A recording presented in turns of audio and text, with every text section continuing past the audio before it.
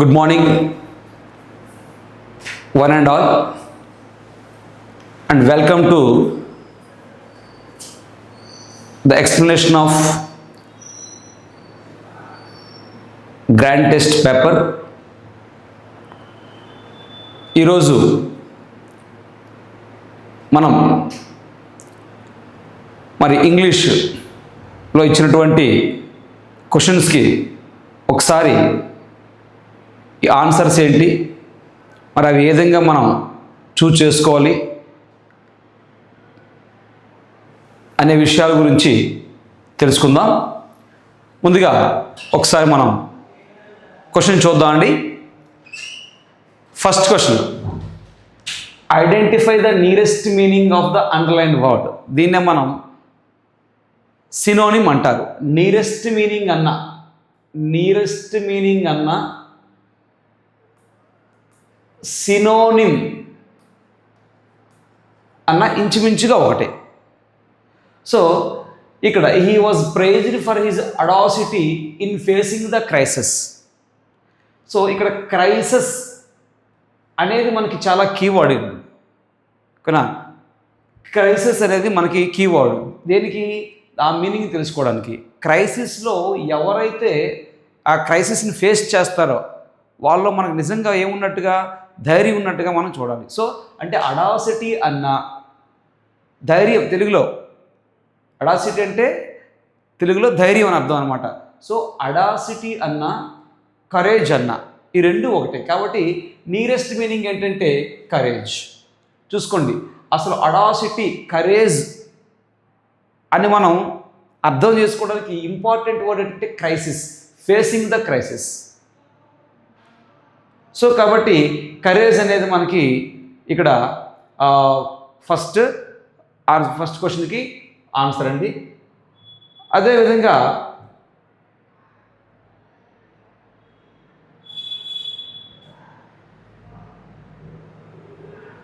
Next క్వశ్చన్కి వెళ్దాం.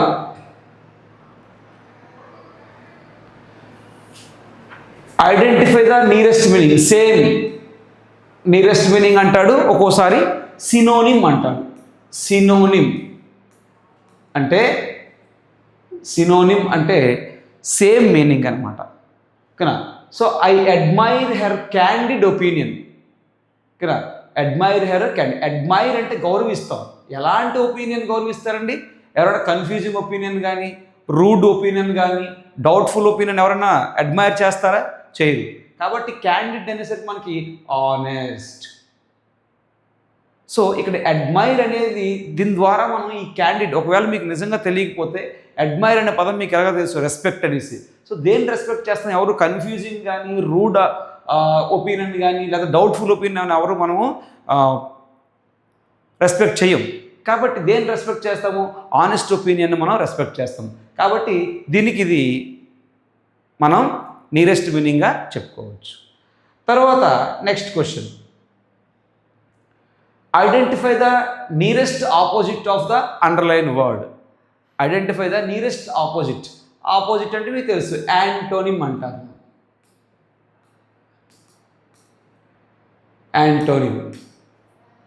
Antonyms అంటే వ్యతిరేక పదాలు. సో ఇక్కడ చూడండి, the manager's decision was quite arbitrary. The manager's decision was quite arbitrary. Quite arbitrary అంటే ఇక్కడ ఆర్బిట్రేటరీ అంటే ఇప్పుడు ఇక్కడ మనకి ఎలాంటి కీ అనేది పెద్దగా మనకు కనిపించదు. సో కాబట్టి డైరెక్ట్గా ఈ వర్డ్ ఆర్బిట్రేటరీని మనం తెలుసుకోవాలంటే డైరెక్ట్గా మీకు వస్తే ఇబ్బంది లేదు. ఒకవేళ మీకు రాకపోతే ఇందులో చూడండి, కొన్ని పదాలు మనకి నెగిటివ్లో ఉంటాయి. అన్ఫెయిర్ కానీ, కేర్లెస్ కానీ. కదా, అన్ఫెయిర్ కానీ, కేర్లెస్ కానీ, ఈ రెండు ఇంచుమించు ఒకలా ఉంటాయి. కాబట్టి ఈ రెండింటిని మనం సెపరేట్ చేసేవచ్చు, అన్ఫెయిర్ కానీ, కేర్లెస్ కానీ. అయితే సడన్ కానీ, రీజన్డ్ కానీ అవ్వాలి. సడన్ కానీ, రీజన్డ్ కానీ. జనరల్గా ఆర్బిట్రేటరీ అంటే దాని అర్థం అన్రీజనబుల్ అని అర్థం అనమాట. అన్రీజనబుల్. ఆర్బిట్రేటరీ అన్నా, అన్రీజనబుల్ అన్నా ఒకటే. ముఖ్యంగా ఒక వ్యక్తి తనకు నచ్చినట్టుగా నిర్ణయాలు తీసుకుంటే వాటిని ఆర్బిట్రేటరీ డెసిషన్స్ అంటారు.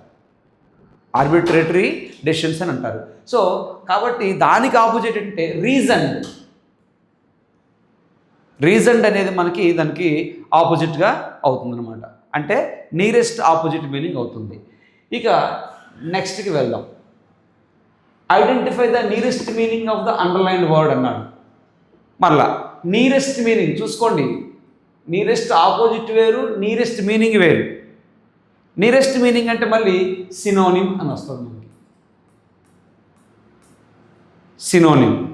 సో ఇక్కడ నియరెస్ట్ మీనింగ్ ఏంటి చూద్దాం. The workers were asked to conserve the water during summer. కనండి. సో సమ్మర్ అనగానే మనకేం చేయాలి? వాటర్ని, సమ్మర్లో వాటర్ని మనం ఏం చేయాలి? వేస్ట్ చేయాలా, సేవ్ చేయాలా, పొల్యూట్ చేయాలా, డ్రింక్ చేయాలా అని వస్తుంది. సో జనరల్గా మనం ఎవరైనా కానీ ఆ సమయంలో మనం వాటర్ని వేస్ట్ చేయకూడదు, పొల్యూట్ చేయకూడదు. ఎప్పుడైనా వాటర్ని పొల్యూట్ చేయకూడదు. అదేవిధంగా డ్రింక్ అంటే జనరల్ పదం. సో ఇక్కడ కన్జర్వ్ అంటే సేవ్. ఎందుకంటే సమ్మర్లో వాటర్ మనకి తక్కువగా లభ్యమవుతుంది కాబట్టి వీలైనంత వరకు మనం పొదుపు చేసుకోవాలి. పొదుపు చేయడం అంటే సేవ్ చేయడం అంటారు. సో సేవ్ అన్నా కన్జర్వ్ అన్నా ఒక్కటే అర్థం. సేవ్ అన్నా కన్జర్వ్ అన్నా ఒక్కటే. నెక్స్ట్ చూడండి, తర్వాత choose the correct spelling of the given word. ఓకేనా? ఇక స్పెల్లింగ్స్ అంటే మీరు త్వరగా ఎప్పుడైనా పదాలు చదివేటప్పుడు స్పెల్లింగ్స్ అనేవి చాలా ఎక్కువగా మీరు కాన్సన్ట్రేట్ చేయాల్సినవి కొన్ని ఉంటాయి. ఏంటో కాన్సన్ట్రేట్ చేయాలి ఇప్పుడు మీకు చెప్తాను చూడండి. ఇందులోకి వచ్చేసరికి ఇక్కడ అకేషన్ అనే స్పెల్లింగ్ని చూడండి రకరకాలుగా ఇచ్చాడు. ఒక దాంట్లో ఓసిసి డబల్ సి ఇచ్చాడు, అంటే సి స్క్వేర్. ఇందులో మీకు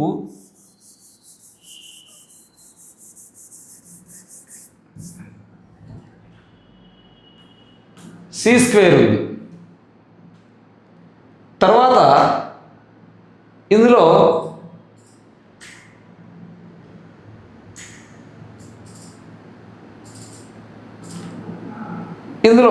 ఒక సి మాత్రమే ఉంది.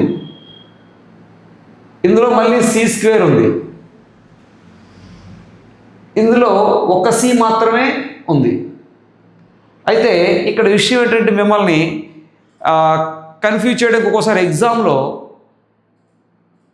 ఒకే ఆన్సర్ రెండు రకాలుగా ఇస్తుంటాడు మిమ్మల్ని కన్ఫ్యూజ్ చేయడానికి. సో అలాంటప్పుడు వాడు ఏది రాసినా మీకు ఆన్సర్ అనేది ఇస్తాడు. సో అకేజన్ వచ్చేసరికి ఓసీసీఏఎస్ఐఓఎన్ అంటే మనకి ఇది కరెక్ట్ అవుతుంది, ఇది కరెక్ట్ అవుతుంది, ఈ రెండు కరెక్ట్ అవుతాయి. సో మీరు ఆన్సర్ 1 పెట్టినా ఓకే, ఆన్సర్ 3 పెట్టినా ఓకే, అంతే తప్పించి కానీ ఇది రాంగ్ అవుతుంది, ఇది రాంగ్ అవుతుంది. అకేషన్లో ఎప్పుడైనా సి స్క్వేర్ ఉండాలి, సింగిల్ సి ఉండకూడదు. అదేవిధంగా ఒక ఎస్ ఉండాలి, ఎస్ స్క్వేర్ ఉండకూడదు.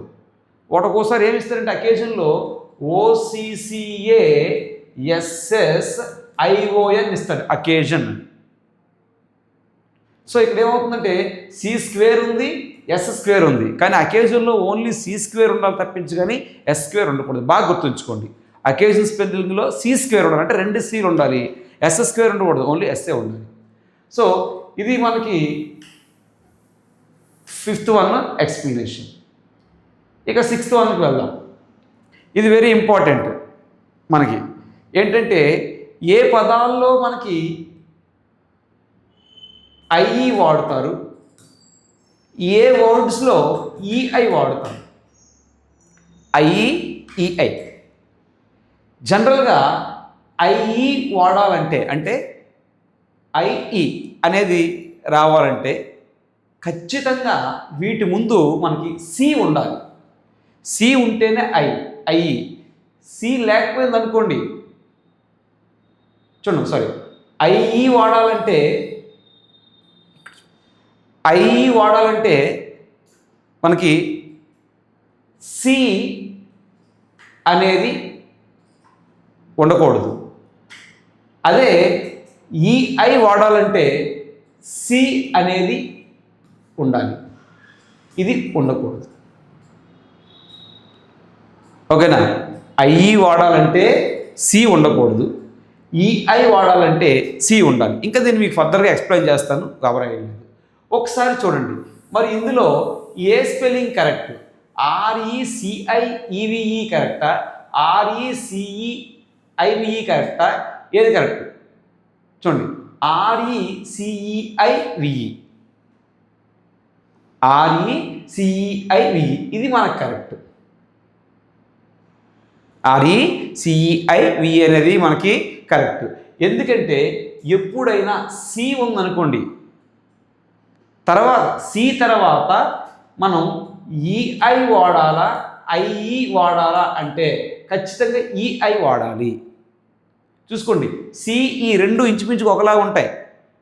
అంటే సికి ఇలా పెట్టిస్తే ఈ అయిపోతుంది. కాబట్టి సిఈఐ అని రావాలి. ఒకవేళ సి లేదనుకోండి, అప్పుడు డైరెక్ట్గా ఐ రావాలి. అంటే అదే చెప్తాను చూడండి, మీకు కొన్ని ఎగ్జాంపుల్స్ చెప్పడం జరుగుతుంది. ఫర్ ఎగ్జాంపుల్ చూడండి, ఇప్పుడు మనం రిసీవ్ ఎలా రాసాము? RECIVE. ఇందులో సి ఉంది కాబట్టి మనం ఈఐ వాడాము. అదేవిధంగా చూడండి, డిసీవ్ DECEIVE డిసీవ్, ఇందులో కూడా సి ఉంది కాబట్టి ఈఐ వాడాము. కన్సీవ్ CONCEIVE, ఇందులో కూడా సి ఉంది కాబట్టి ఈఐ వాడాము. పర్సీవ్ PERCEIVE, ఇందులో కూడా సి ఉంది కాబట్టి ఈఐని వాడడం జరిగింది. అంటే మీకు ఎప్పుడైనా ఒక స్పెల్లింగ్లో ఈఐ వాడాలా ఐఈ వాడాలంటే ముందు సి ఉంటే సిలాగా ఉండే ఈ వచ్చి తర్వాత ఐ రావాలి. అలా ముందు సి లేదనుకోండి, అప్పుడు ఐఈ రావాలి. ఐఈ రావాలి. దానికి ఎగ్జాంపుల్ మీకు చెప్తాను చూడండి. For example, achieve ACHIEVE achieve. ఓకేనా? ఇక్కడ అచీవ్లోని ACHIEVE అని చూడండి. ఇక్కడ మనకేముంది? దీని ముందు హెచ్ వచ్చింది కాబట్టి ఐఈ వచ్చింది. అదే హెచ్ లేకుండా డైరెక్ట్ సి ఉందనుకోండి, అప్పుడు మనకు ఈ ఐ రావాలి. సో దీన్ని బాగా గుర్తుంచుకోండి, ఎక్కువగా అడుగుతాడు దీన్ని. ఓకేనా? ఈఐ రావాలా ఐఈ రావాలా? ఓకేనా? సో ఈఐ రావాలంటే ముందు ఏముండాలండి? ఈఐ రావాలంటే ఖచ్చితంగా దానికి ముందు సి ఉండాలి. C+EI అదనమాట. సో ఈ విధంగా నెక్స్ట్ ఏమైనా స్పెల్లింగ్స్ గురించి డిస్కస్ చేసుకునేటప్పుడు ఇవి డిస్కస్ చేయొచ్చు. అయితే స్పెల్లింగ్స్కి సంబంధించి ముఖ్యంగా మీరు వేటి మీద ఫోకస్ చేయాలి అనేది ఒకసారి నేను చెప్తాను చూడండి. స్పెల్లింగ్స్ సంబంధించి మీరు ఫోకస్ చేయాల్సింది డబుల్ లెటర్ వాడాలా,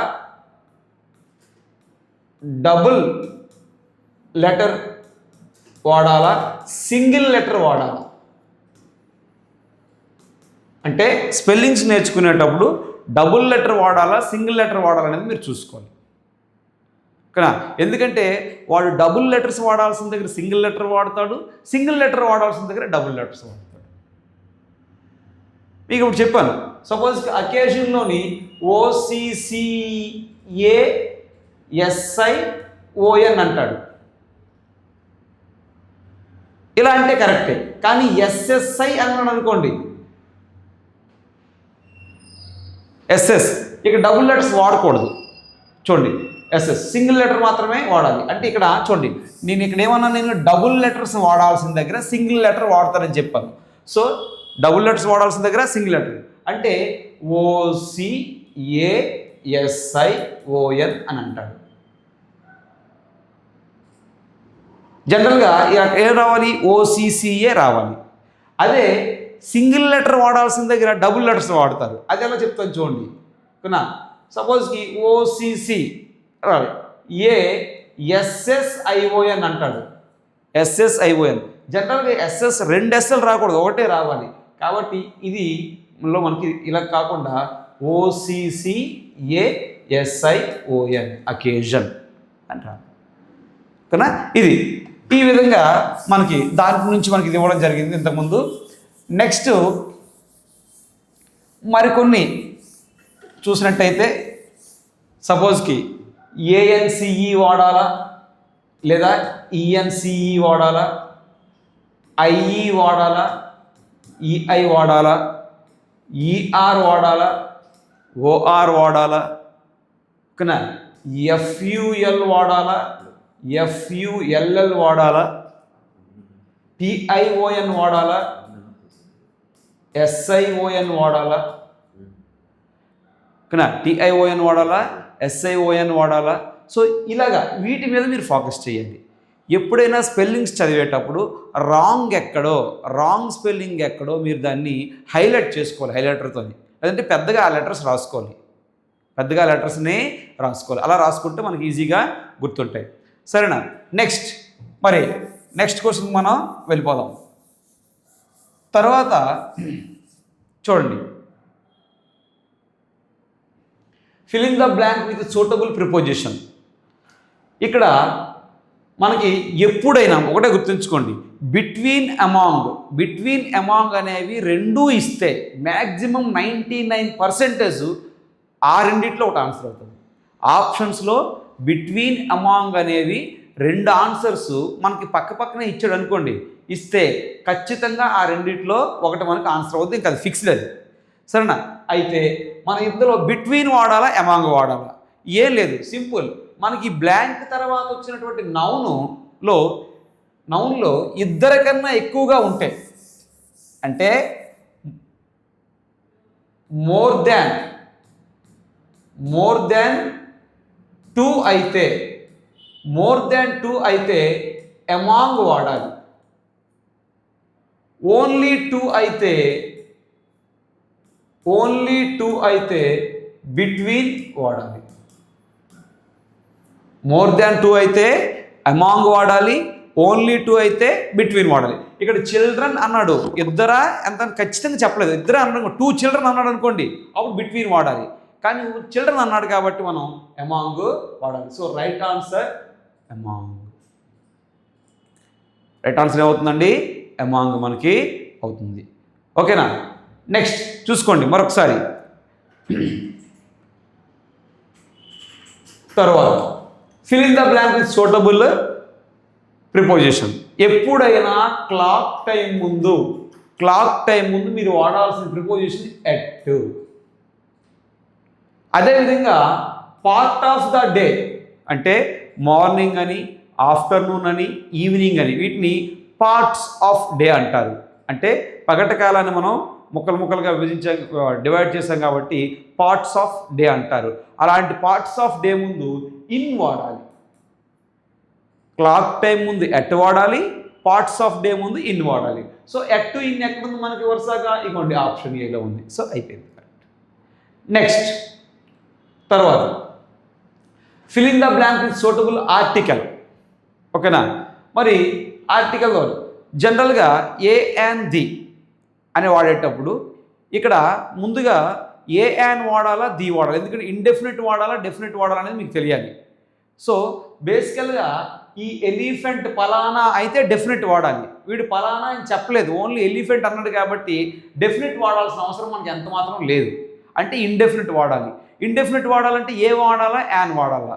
సో మీకు అందరికీ తెలుసు ఏంటంటే కాన్సోనెంట్ సౌండ్తో స్టార్ట్ అయితే ఏ వాడతాము, వొవెల్ సౌండ్తో స్టార్ట్ అయితే యాన్ వాడతాము. సో ఎలిఫెంట్ అనేది మనకి ఏ సౌండ్తో స్టార్ట్ అయిందండి? వొవెల్ సౌండ్తో స్టార్ట్ అయింది. వొవెల్తో స్టార్ట్ అయింది కాబట్టి యాన్ వాడతాం. అర్థమైంది కదా? నెక్స్ట్ క్వశ్చన్కి వెళ్దాం. Fill in the blank with suitable article. మళ్ళీ ఆర్టికల్స్ మీద క్వశ్చన్ ఇచ్చాడు. సరేనా? సో ఇక్కడ ఏంటంటే గంగా అనేది ఒక నౌన్. ఈ నౌన్ దేని తెలియజేస్తుంది? ఒక రివర్ నేమ్ని తెలియజేస్తుంది. So Ganga refers to the name of A river. So కాబట్టి రివర్ పేర్ల ముందు ఎప్పుడూ కూడా మనం డెఫినెట్ ఆర్టికల్ దీని వాడాలి. చూసుకోండి, ఏ రివర్ అయినా, అది గంగా అవ్వచ్చు, కావేరి అవ్వచ్చు, యమున అవ్వచ్చు, గోదావరి అవ్వచ్చు, లేదంటే మనకి నైల్ నది అవ్వచ్చు, రైన్ నది అవ్వచ్చు, ఏ నది అవ్వచ్చు, నదుల పేర్ల ముందు మీరు కళ్ళు మూసుకుని ఆర్టికల్ ది వాడాల్సిందే. ఇంకా వేరే దానికి మరగవేయట్లేదు కాబట్టి ఆర్టికల్ దీన్ని హ్యాపీగా టిక్ పడేస్తుంది. Article the Ganga. సో ఇక్కడ ఎందుకు వాడాల్సి వచ్చిందంటే గంగా అనే నౌను నది పేరుని తెలియజేస్తుంది కాబట్టి నదుల పేర్ల ముందు ఆర్టికల్ ది వాడాలి కాబట్టి ఇక్కడ ఆర్టికల్ దీని మనం వాడాము. Next, select the most appropriate meaning of the given phrase or idiom. ఇక్కడ ఇగోండి, once in a blue moon అనేది మనకి ఇడియం అండి. అంటే మన తెలుగులో ఒకటి ఉంటుంది, ఇప్పుడు అమావాస్యకో పున్నంకో వస్తాడు ఆడికి ఏంటి తెలుస్తుందిరా అని అంటారు. అమావాస్యకో పున్నంకో అంటే తను చాలా రేర్గా వస్తారని అర్థం అన్నమాట. So once in a blue moon అన్నా రేర్లీ అన్నా ఒకటే. So once in a blue moon అనేది ఇడియోమేటిక్ ఎక్స్ప్రెషన్ అంటారు, రేర్లీ అనేది మనకి దాని యొక్క మీనింగ్ అంటాం. సో అంటే ఇడియోమేటిక్ ఎక్స్ప్రెషన్ అనేది కొద్దిగా లాంగ్వేజ్ని ఎన్రిచ్ చేస్తుంది, కొద్ది అందంగా వినసొంపుగా ఉన్నట్టుగా మనకు చేస్తుంది. ఇది సింపుల్గా ఉంటుంది, ఇది కాస్త కొద్దిగా లెందీగా ఉంటుంది అనమాట. సో ఎవరైనా ఫర్ ఎగ్జాంపుల్ మీ ఫ్రెండ్ ఎవరైనా మీ ఇంటికి రేర్గా వస్తారనుకోండి, మీరు చెప్పొచ్చు my friend comes to my home once in a blue moon అనొచ్చు, లేదా my friend comes to my home rarely అని అనొచ్చు. అర్థమైందా? సో కాబట్టి రేర్లీ అన్నా once in a blue moon అన్నా ఒకటి. కాకపోతే రేర్లీ అనేది మీరు జనరల్గా వాడే పదము, once in a blue moon అనేది ఇడియోమేటిక్ పదము. సో దానికి ఇది అర్థం అవుతుంది. కాబట్టి ఆన్సర్ ఏమవుతుందంటమ్మా? రేర్లీ అవుతుందండి. ఏమవుతుంది? Rarely. Next, select the most appropriate meaning of the given phrase or idiom. Burn the mid night oil. Burn the mid night oil అంటే దాని అర్థం మధ్యరాత్రి లేచిపోయి ఆయిల్ కాల్చిమని కాదు. ఓకేనా? Burn the mid night oil అంటే మిడ్ నైట్ ఆయిల్ అనేది ఒక ఆయిల్ ఉంటుందండి, దాన్ని మనం కాల్చేయాలని కాదమ్మా. Burn the mid night oil అంటే ఇక్కడ to work hard late in to the night. Especially students బాగా గుర్తుంచుకోవాల్సింది, all the students must burn the mid night oil in order to be successful in your life. All the students, విద్యార్థులందరూ కూడా they must burn the mid night oil to be successful in their lives. అంటే ఖచ్చితంగా వాళ్ళు night time అయినా ఎక్కువసేపు చదవడానికి ప్రయత్నం అనేది చేయాలి. కాబట్టి ఆన్సర్ మనకి ఇది అవుతుంది. సరేనా?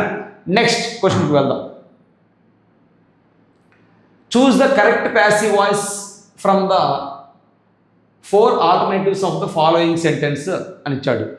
సో నేను చాలాసార్లు చెప్పాను ఏంటంటే, ఏదైనా ఒక వాక్యంలో ఇంగ్ ఫామ్ ఉంటే దాన్ని బీయింగ్గా మార్చాలనేసి. బీయింగ్గా, ఇందులో బీయింగ్ అనేది ఉంది, ఎక్కడ ఉందో చూసుకోండమ్మా ఒకసారి.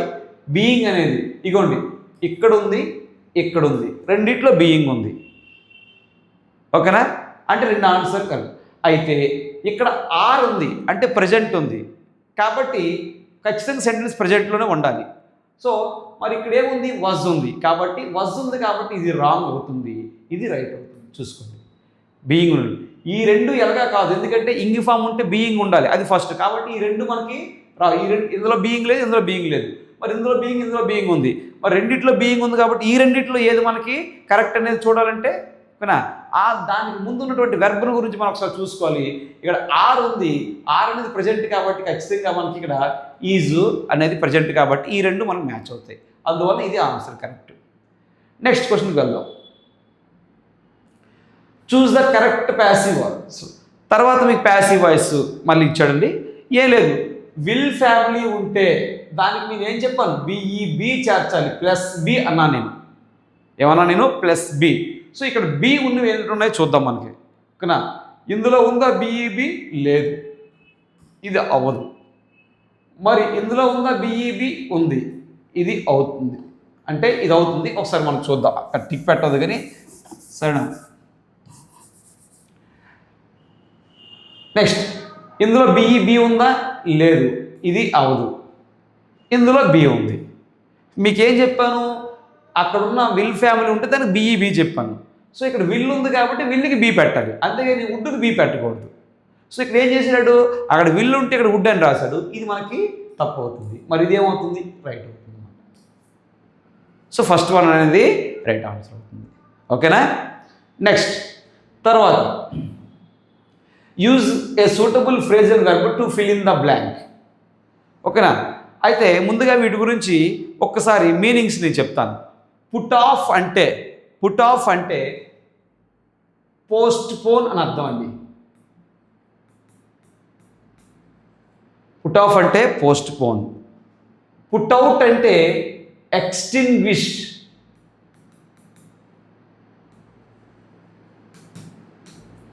ఎక్స్టింగ్విష్ అంటే ఆర్పేయడం అంటారు.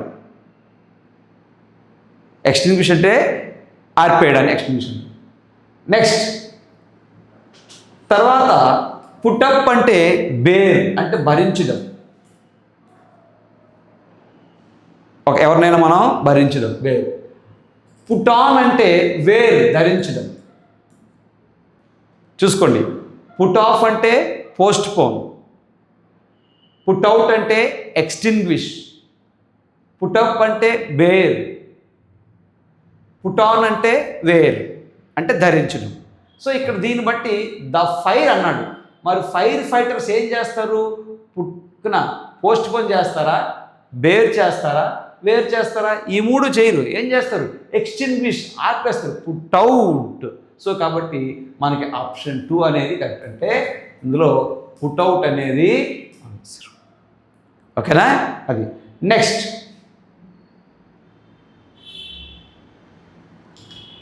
ఇది కూడా అంతే, సేమ్ అవే పదాలు ఇచ్చాడు. పుటిన్ అంటే ఇన్సర్ట్ అని అర్థం వస్తుందండి మనకి పుటిన్ అనేది, సరేనా? So Putin put something into something అని మనం చెప్పుకోవచ్చు పుటిన్ అనేది. మిగతావన్నీ సేమే ఇచ్చాడు కాబట్టి ద మీటింగ్ అన్నాడు. ఇక్కడ మీటింగ్ ఏమవుతుంది? పుట్ ఆన్ అవుతుందా అంటే వేర్ అవుతుందా? పుటప్ బేర్ అవుతుందా? పుటిన్ ఇన్సర్ట్ అవుతుందా? ఇవేవి అవ్వదు. మరి ఏమవుతుంది? పుట్ ఆఫ్ అంటే ఏంటి? పోస్ట్ పోన్ అవుతుంది. సో ద మీటింగ్ ఇక్కడ చూడండి, ఈ మీటింగ్ అనేది మనకి పుట్ ఆఫ్ కింద వస్తుంది. ఇంతకుముందు మనకి ఏంటి అంటే అక్కడ ఫైర్ ఎక్స్టింగ్విషర్స్ ఉన్నాయి కదండి, అది మనకి పుట్ ఆఫ్ అనే పుట్ అవుట్ అనే పదానికి చూస్ చేసుకోవడానికి మనకి ఛాన్స్ ఇస్తాయి అన్నమాట. తర్వాత 17th identify the correct indirect speech. Identify the correct indirect speech. చూడండి, she said I am going to Delhi tomorrow. ఎప్పుడైనా డైరెక్ట్ నుంచి ఇండైరెక్ట్గా మార్చేటప్పుడు మనకు కొటేషన్స్లో ఇచ్చే వాక్యం అనేది అసర్టివా, ఇంటరాగేటివా, ఇంపారేటివా, ఎక్స్క్లమేటరీయా, ఆప్టేటివా, వీటిలో ఏ సెంటెన్స్ చూడాలి. సో ఇది జనరల్గా మనకి అసర్టివ్ సెంటెన్స్. ఎందుకంటే సబ్జెక్ట్తో ప్రారంభమయ్యి ఫుల్ స్టాప్తో ముగించే వాక్యాలను అసర్టివ్ వాక్యాలు అంటారు. వాటికి కొన్ని రూల్స్ ఉంటాయి. ఏంటంటే మనకి ఎప్పుడైనా సెంటెన్స్ ఇలా అయితే సెడ్ అనేది సెడ్గానే ఉండిపోతుందండి. ఓకేనా? ఉండిపోయి నెక్స్ట్ క్వశ్చన్ మనకి చూడండి, you are required to rearrange the parts which are labelled PQRS. So మనం దీన్ని రీఅరేంజ్ చేసుకోవాలి. ఇప్పుడు రీఅరేంజ్లో మనం ముఖ్యంగా చూడాల్సింది ఏంటంటే సబ్జెక్టు వెర్బు పక్కపక్కన ఉండేటట్టు చూసుకోవాలి. సబ్జెక్ట్ అంటే నౌన్ కానీ ప్రొనౌన్ కానీ. ఓకేనా? సో ఈ రెండు ఒక దగ్గర ఉంటే మనం దాన్ని మనం ఫస్ట్గా సెలెక్ట్ చేసుకోవచ్చు. అయితే ఇందులో మనకి చూడండి, ఫస్ట్ది ఇగోండి, సబ్జెక్ట్ అంటే నౌన్ ఉండాలి లేదా ప్రొనౌన్ ఉండాలి. ఓకేనా? ఇక్కడ చూసుకుంటే మనకి హ్యాజ్తో స్టార్ట్ అయిందంటే నౌన్ కాదు, ఇన్ అంటే నౌన్ కాదు. మరి ఏ మేజర్ కన్సర్న్, ఇక్కడ కన్సర్న్ అనేది మన నౌన్ అవుతుంది కాబట్టి దీన్ని మనం పెట్టుకోవచ్చు. Environmental pollution. సో ఈ రెండిట్లో ఏదో ఒకటితో స్టార్ట్ చేసుకోవచ్చు. ముందు మీ పరంగా మనం దీంతోనే స్టార్ట్ చేసాం అనుకుందాం. ఆర్తో స్టార్ట్ చేస్తాం. ఆర్తో స్టార్ట్ అయింది ఏముంది? ఇక్కడ చూడండి, ఆర్ తర్వాత జనరల్గా అంటే నౌన్ సబ్జెక్ట్ తర్వాత ఏం రావాలి? వెర్బ్ రావాలి. సో ఇక్కడ వెర్బ్ వచ్చిందా? చూడండి, ఎస్ ఇచ్చాడు వాడు, ఎన్విరాన్మెంటల్ ఇచ్చాడు అంటే వెర్బ్ రాలేదు, మళ్ళీ నౌనే ఇచ్చాడు. కాబట్టి ఇలా స్టార్ట్ చేయకూడదు. మరి ఎలా స్టార్ట్ చేయాలి? దీంతో స్టార్ట్ చేద్దాం. దీంతో స్టార్ట్ అయ్యింది ఎస్ ఉంది, ఇగోండి ఎస్తో ఏం స్టార్ట్ అయ్యి ఒకటే కాబట్టి డైరెక్ట్ పెట్టండి, అదే ఆన్సర్ అయిపోతుంది. సరేనా? నెక్స్ట్ తర్వాత సేమ్ ఇప్పుడు కూడా అదే ప్రాసెస్. ఫర్ అనేది ప్రిపోజిషన్, అలా స్టార్ట్ చేయండి. ఓకేనా? అదేవిధంగా టు అనేది కూడా మనకి ఒక ప్రిపోజిషన్ అవుతుంది. అర్థమైందా? టూ ప్లస్ V1గా అలా కూడా మనం అనవచ్చు. కాబట్టి ఇక్కడ దీంతో స్టార్ట్ చేయాలి. ఓకేనా? అయితే సబ్జెక్ట్ వెర్బ్ ఉంది ఏంటి? ఈ రెండు. అయితే ఈ రెండిట్లో మనకి ఇఫ్ క్లాస్కి వచ్చేసరికి ఎప్పుడు మనం ఇఫ్తోనే స్టార్ట్ అవుతాం కాబట్టి ఇఫ్తో స్టార్ట్ అవుతాం. సో ఇది ఓకేనా? నెక్స్ట్ తర్వాత మీకు చూడండి, బై ద టైం అనే కంజంక్షన్ ఎప్పుడున్నా ఈ కంజంక్షన్ ఉపయోగించి గతానికి సంబంధించిన 2 వాక్యాలను కలిపితే ఒకటి సింపుల్ పాస్ట్, రెండోది పాస్ట్ పర్ఫెక్ట్లో ఉండాలి. సో వాడు రీచ్డ్ సింపుల్ పాస్ట్లో ఇచ్చాడు, అందుకే హ్యాడ్ లెఫ్ట్ పాస్ట్ పర్ఫెక్ట్, అందుకే రెండోది ఆన్సర్ కరెక్ట్. నెక్స్ట్ ఇగోండి, ఫర్ 6 years అనేది మనకి కీవర్డ్ టెన్సెస్లో, ఓకేనా. కీవర్డ్ ఈ ఫర్ 6 అంటే సిన్స్ ప్లస్ టైం కానీ ఫర్ ప్లస్ టైం కానీ ఉంటే ఖచ్చితంగా ప్రెజెంట్ పర్ఫెక్ట్ కంటిన్యూస్ ఉండాలి. ప్రెజెంట్ పర్ఫెక్ట్ కంటిన్యూస్ అంటే has or have plus been plus V4 ఉండాలి. ఇగోండి ఇది ఆన్సర్ అవుతుంది, has been plus V4. Next మనకి సెలెక్ట్ ద కరెక్ట్లీ పంక్చువేటెడ్, ఓకేనా. సెలెక్ట్ ద కరెక్ట్లీ పంక్చువేటెడ్ వర్డ్స్కి వచ్చేసరికి what a beautiful day it is అనేది మీకు ఆన్సర్ అవుతుంది. ఎందుకంటే మీకు చూడండి ఎక్కడైతే పంక్చుయేషన్ మార్క్స్ చూసుకోండి, జనరల్గా ఇది మనకి ఎక్స్క్లమేటరీ సెంటెన్స్లో ఎక్స్క్లమేటరీ మార్క్ ఉండాలి. ఇక్కడ లేదు కాబట్టి ఇది రాంగు, ఇక్కడ లేదు కాబట్టి ఇది రాంగు, ఇక్కడ ఉంది కాబట్టి ఈ రెండింటిలో. మరి తేడా ఏంటంటే ఇది స్టార్టింగ్లో స్మాల్ లెటర్ ఉంది కాబట్టి ఇది అవ్వదు, క్యాపిటల్ లెటర్ ఉంది ఇది అవుతుంది, అంతే. నెక్స్ట్ తర్వాత చూడండి, సెంటెన్స్ ఎప్పుడు స్టార్ట్ చేసినా క్యాపిటల్ లెటర్లో ఉండాలి కాబట్టి ఇది మనకి రాంగ్ వస్తుంది. ఈ 3 ఉన్నాయి, ఈ మూడింటిలో మనకి ఓకేనా చూసుకోండి ఏవైనా పేర్లు ఉంటే క్యాపిటల్ లెటర్ ఉండాలి. ఇక్కడ చూడండి ఇండియాలో ఇప్పుడు ఐ క్యాపిటల్ ఉండాలి కానీ ఇక్కడ లేదు కాబట్టి ఇది అవ్వదు, ఓకేనా. సో ఇక్కడ ఇండియాలో ఐ క్యాపిటల్ లెటర్ ఉంది ఇండియాలో, ఓకేనా. మిగతా సరిపోయింది కానీ ఇక్కడ కొటేషన్స్ లేవు కాబట్టి అంటే కామాస్ లేవు కాబట్టి ఇది మనకి అవదు, ఇది అవదు. మరి ఏమవుతుంది, ఇది ఆన్సర్ అవుతుంది, సరేనా. నెక్స్ట్ తర్వాత చూడండి, విల్ ప్లస్ నాట్ యొక్క షార్ట్ ఫాము విల్లింట్ అవ్వదు, వోంట్ అవుతుంది. అది దృష్టిలో పెట్టుకోండి, విల్లింట్ అవ్వదు వోంట్ అవుతుంది కాబట్టి వోంట్ అనేది కరెక్ట్, సరేనా. నెక్స్ట్ తర్వాత ఫిల్ ఇన్ ద బ్లాంక్లో యాడ్జెక్టివ్ క్లాస్ ద మ్యాన్ అనేది నౌన్, దీని తర్వాత దీనికి సంబంధించినటువంటి రిలేటివ్ ప్రొనౌన్ వాడాలి, ఓకేనా.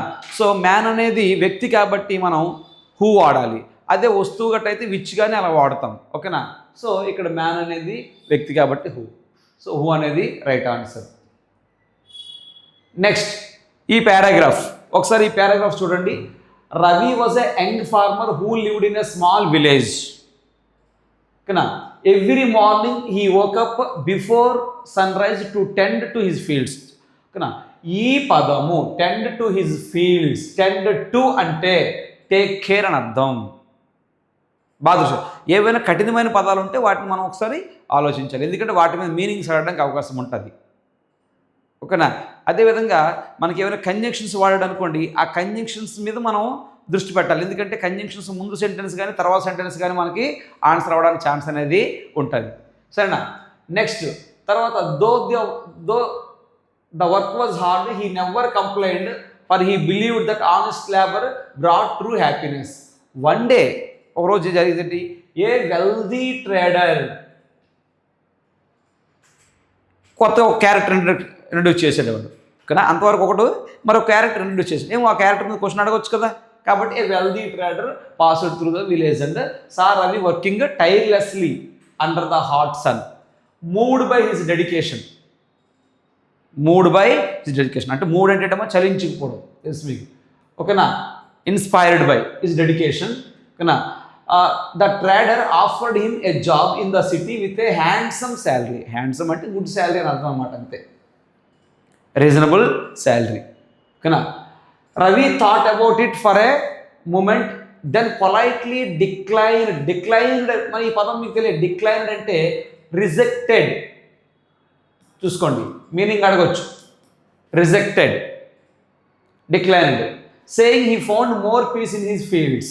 దానికి కారణం ఇచ్చాడన్నమాట, ఏమని, that he found more peace in field. ఎందుకు డిక్లైన్ చేశాడు, then any city job could offer. The trader was surprised but admired, ఓకేనా. ఆశ్చర్యపడి కానీ దాన్ని అభినందించాడు, ఓకేనా. రవీస్ కంటెంట్మెంట్ అంటే సాటిస్ఫాక్షన్ అని అర్థం అనమాట. కంటెంట్మెంట్ అంటే satisfaction. And went on his way, what did Ravi do every morning అనేది క్వశ్చన్ ఇచ్చాడు, సరే చూద్దాం.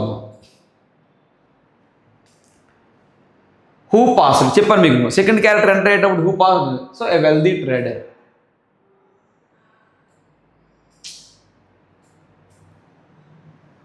Why did Ravi decline the job? దానికి కారణం చెప్పాను ఓకేనా. ఏం కారణం చెప్పాడంటే he found more peace in his fields, అది కారణం చెప్పాడు. కాబట్టి ఆన్సర్ ఇది అవుతుంది ఓకేనా. ఇందాక రాసారు చూసుకోండి, కంటెంట్మెంట్ అంటే సాటిస్ఫాక్షన్, కంటెంట్మెంట్ అన్నా సాటిస్ఫాక్షన్. సో కంటెంట్మెంట్ అనొచ్చు, సాటిస్ఫాక్షన్ అనొచ్చు. సాటిస్ఫాక్షన్ అనేది మనకు బాగా తెలిసిన పదం, కంటెంట్మెంట్ అనేది మనకి కొద్దిగా పరిచయం లేని పదం కాబట్టి you can call it contentment or satisfaction, with contentment or with satisfaction. Okay, thank you.